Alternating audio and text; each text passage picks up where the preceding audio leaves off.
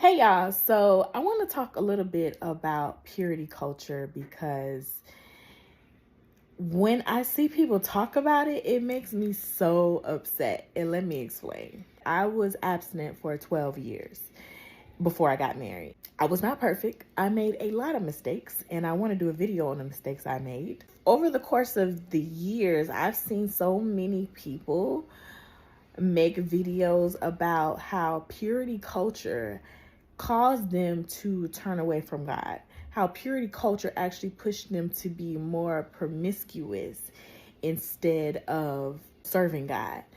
And it frustrates me. It makes me sad because I understand how when someone tries to make you do something, it makes you want to do the opposite. It's just human psychology. You say don't touch the button and all we want to do is touch the button. I see how purity culture made people want to touch the button. It made people want to try it. You tell me not to have sex, I want to have sex. You tell me, not to wear provocative clothes, I want to wear provocative clothes. You want to see what all the hype is about. And not only that, but purity culture was pushed more as a rule and regulation more than a heart posture. It was taught to young girls, mostly men as well, but mostly to young girls about how to dress modestly. It was taught to them that they should not arouse men sexually. And it was also taught to them that they needed to wait till marriage to have sex. Now, I don't see anything wrong with any of those things, right? But those are things that you do when you love Jesus. I got saved when I was 20 years old. I have a video of my testimony, but when I was 20, I was in a relationship with a guy that I should not have been with, and I thought that I was pregnant. And at 20 in college, I thought my life was over. Okay. I was like the good child, I didn't cause any trouble. I didn't have any money. I was in college. I didn't want to have a baby with a man I didn't even want to be with. It was a lot of stuff going on in my mind. In today's age, pregnancy doesn't seem like such a big deal, but back then, and for me, it was a big deal. I thought my life was over, literally. And so all I knew is the God that my grandma talked about. So I prayed and I prayed. And one night on my bedroom floor, I gave my life to God. I said the statement out of my mouth verbatim. I said, Lord, I have driven my life into a brick wall. I am not a good captain of my life. If you get me out of this, I will serve you for the rest of my life. And I meant that. That meant all aspects of my life, including my body, my sex life, my sexuality, everything. And so I knew at that moment that meant that I was no longer having sex. Because even though I had just started reading the Bible like the week before, I knew good enough well that I was not supposed to be having sex. Every time I got up from having sex, I felt dirty. You don't have to be a Christian to feel conviction. Like, you don't have to be a Christian to have a conscience. I knew in my right mind that when I was laying down with a man who was not my husband, that something was wrong here. Something that we just did wasn't right. You never got up and felt like, oh, that was great, I'm going to do it again, life is great. No, you felt like, you feel dirty. Just tell the truth, you feel dirty. I felt dirty. I felt something was wrong. Now, though I was out here in these streets doing what I wanted to do, I still did not feel like what I was doing was right. Now that I'm married, I don't have those condemning thoughts. I don't feel like I just made a huge mistake and feeling like I might be pregnant, whatever. I don't have those thoughts anymore at all. I feel amazing. I feel so free. But back then, I felt in bondage. I felt like I was in bondage. It's like a feeling that you cannot escape because you get up, you feel like you did something wrong, and you also scared that you might be pregnant. Or you don't know what you might have just got through that encounter. Let's be real. Because people lay down and get up with diseases. You never know. It's like playing Russian roulette every single time you lay down and have sex when you are not married. Purity culture wasn't here. Purity culture was in my heart.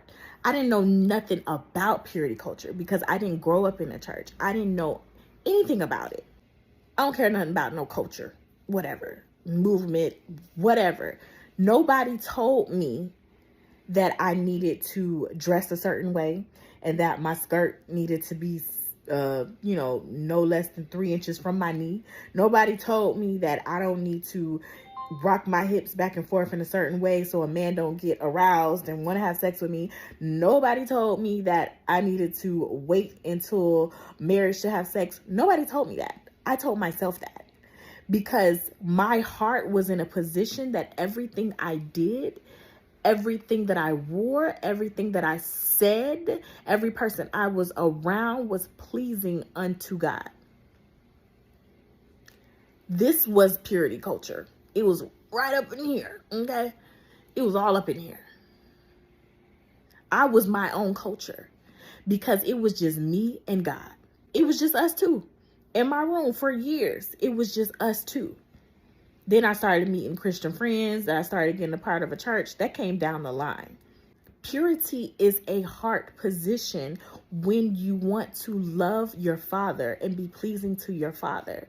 When I know who I am, when I don't have to dress a certain way to appease a man, when I don't have to dress a certain way in order to attract a guy, when I know who I am, so I don't need to have the attention. I did a video on this, but women crave attention more than they crave sex.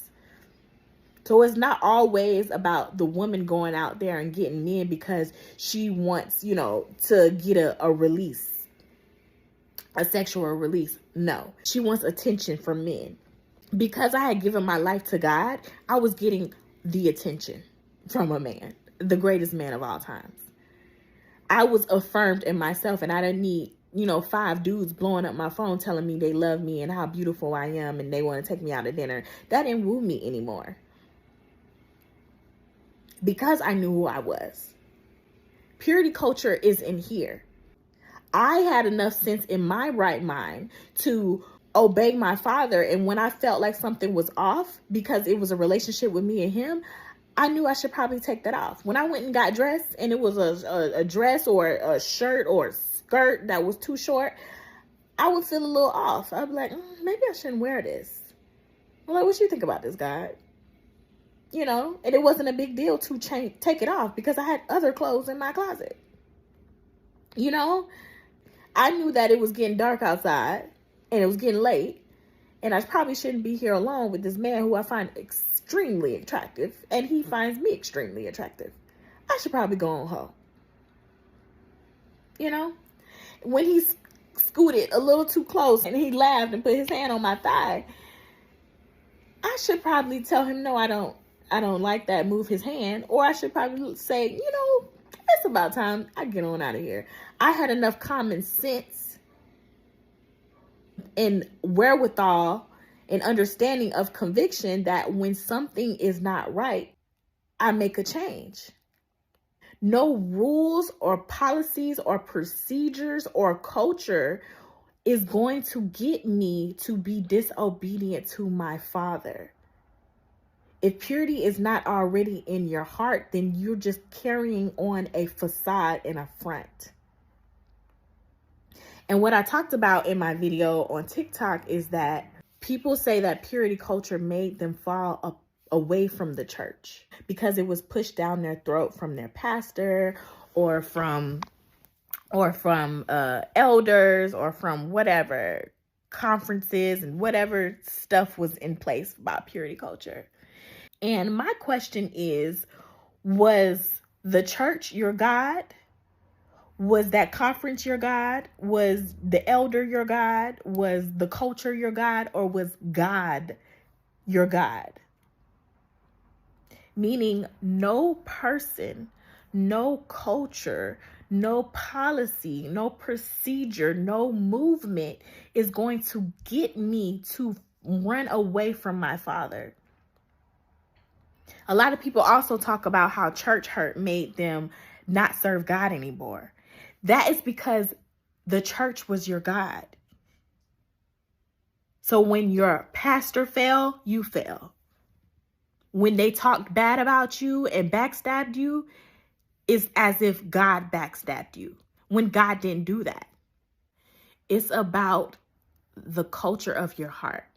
And if your heart and your life is to be pleasing unto God, if you love him with all your heart, there are certain things that you will and will not do. And so though I was celibate for many years, I didn't follow purity culture. I didn't know nothing about it. I didn't attend no seminars. I didn't get no shirts. I don't know anything about it. All I know is that my heart was pure and that all I wanted to do was please my Father. And because my heart was pure, my actions were pure. I don't think it's anything wrong with making sure that you're not dressing scandalously and that you are not teasing men and walking around like a life-size Jezebel, and that you wait until marriage to have sex. I don't think there was anything wrong with the aspects of what purity culture was actually trying to do. They just did it in a wrong way. They were trying to teach you to be obedient to something that your heart was not already invested in. And even though I made mistakes along the way of being pure, I was not pure 100%. My God was faithful to forgive me every single time for every single thing. And because my heart was towards him, because my heart only loved him and wanted to please him, I would ask for forgiveness.